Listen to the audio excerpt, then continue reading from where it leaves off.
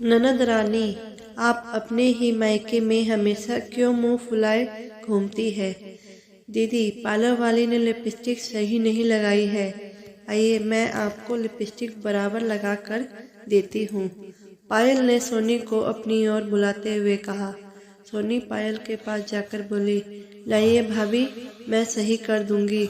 मुझे दे दीजिए लिपस्टिक। अरे दीदी, लाओ, मैं सही कर देती हूँ। आप सिर्फ सीधे खड़े रहिए। सोनी पायल से लिपस्टिक सही करवा देती है। उतने में रंजू आंटी कमरे में आ जाती है और कहती है, बधाई हो सोनी, तुम एक बार फिर से ननद बनने वाली हो। और पायल, तुम तो जेठानी बनने वाली हो। बारात ले जाने का समय हो गया है कि नहीं? हम तो बस तैयार ही खड़े हैं बाहर।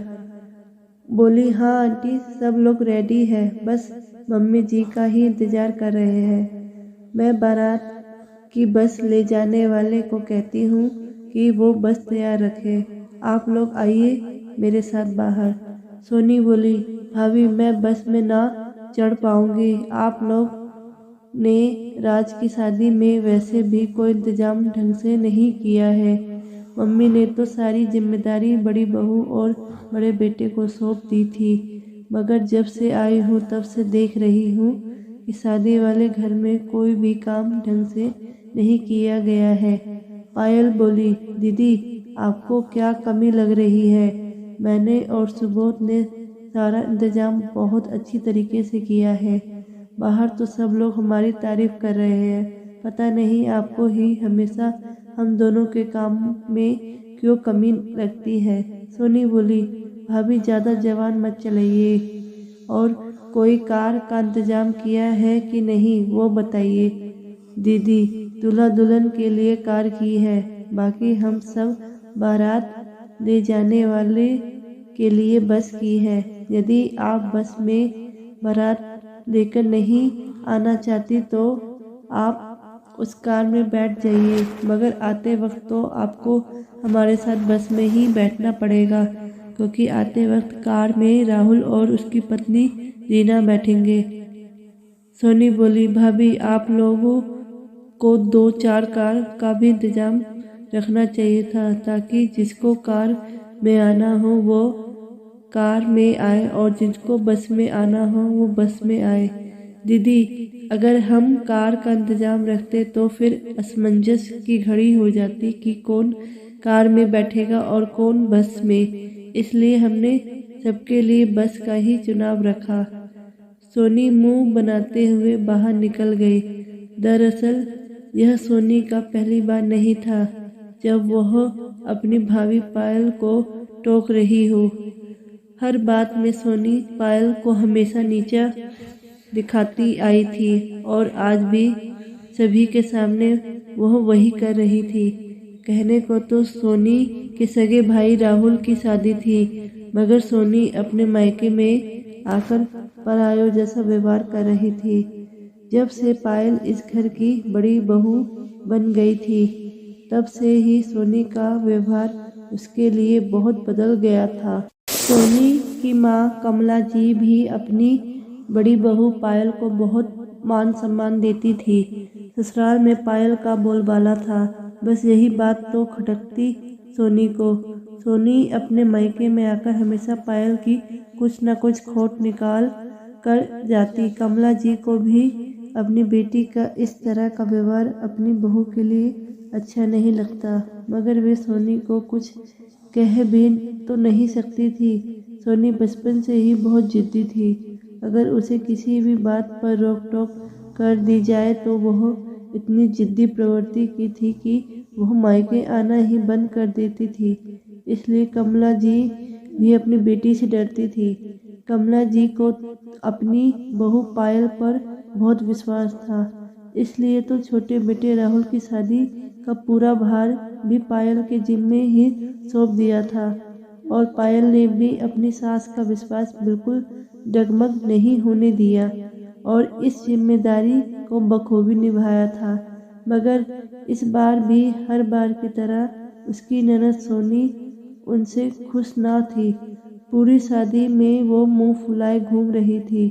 सोनी के सामने अगर कोई पायल की तारीफ कर देता, सोनी से यह बात बिल्कुल हजम नहीं होती और वो कहती, पता ही आप लोगों को सारा इंतजाम कैसे अच्छा लग रहा है।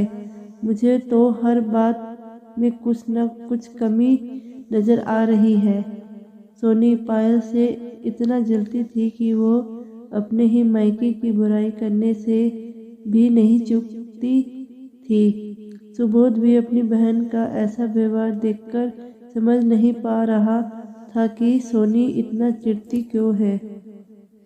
सोनी ने पूरी शादी में यूं ही मुंह फुलाकर सबका मजा किरकिरा कर दिया था।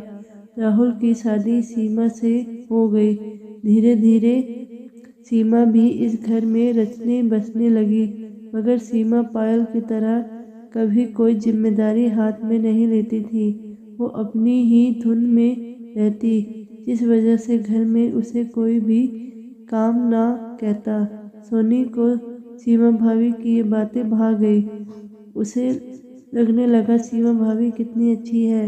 वो कभी भी अपने आप को ऊंचा बताने के लिए काम नहीं करती, वरना पायल भाभी तो हमेशा अपने गुणगान के लिए सारे रिश्तेदार के बीच यहाँ से वहाँ नाचती रहती है। सुबोध भी अपनी बहन का ऐसा व्यवहार देखकर समझ नहीं पा रहा था कि सोनी इतना चिढ़ती क्यों है। सोनी ने पूरी शादी में यूं मुंह फुलाकर सबका मजा किरकिरा कर दिया। राहुल की शादी सीमा से हो गई। धीरे धीरे सीमा भी इस परिवार में रचने बसने लगी, मगर सीमा पायल की तरह कभी कोई जिम्मेदारी हाथ में नहीं लेती थी। वो अपनी ही धुन में रहती, जिस वजह से घर में उसे कोई भी कुछ काम ना कहता। सोनी को सीमा भाभी की यह बातें भा गई। उसे लगने लगा सीमा भाभी कितनी अच्छी है। वो कभी भी अपने आप को ऊंचा बताने के लिए काम नहीं करती, वरना पायल भाभी तो हमेशा अपने गुणगान के लिए सारे रिश्तेदारों के बीच यहाँ से वहाँ नाचती रहती है। ऐसा कर वह माँ और घरवालों की नज़रों में अपने आप को बहुत होशियार साबित करना चाहती है। अच्छा हुआ कि दूसरी भाभी तो कम से कम उनकी तरह नहीं आई। लगभग 6 महीने बाद सोनी के देवर की शादी थी। उसमें पायल भाभी, सीमा भाभी और कमला जी सभी गए हुए थे। पायल तो वहाँ भी जाकर काम में लग गई। कभी सोनी दीदी की सास की कुछ मदद कर देती, तो कभी सोनी दीदी की खुद की और आदत से मजबूर सीमा भाभी अपनी जगह से हिलती तक नहीं थी। शादी का कार्यक्रम समाप्त होने के बाद सोनी दीदी की सास दमयंती जी बोली, सोनी तुम तो हमेशा अपनी पायल भाभी की बुराई करती हो, मगर जहाँ तक मैंने देखा तुम्हारी पायल भाभी तो बहुत अच्छी है। सोनी सोचने लगी, मेरी माँ कम है जो अब मेरी सास भी पायल भाभी की तारीफ करने लगी।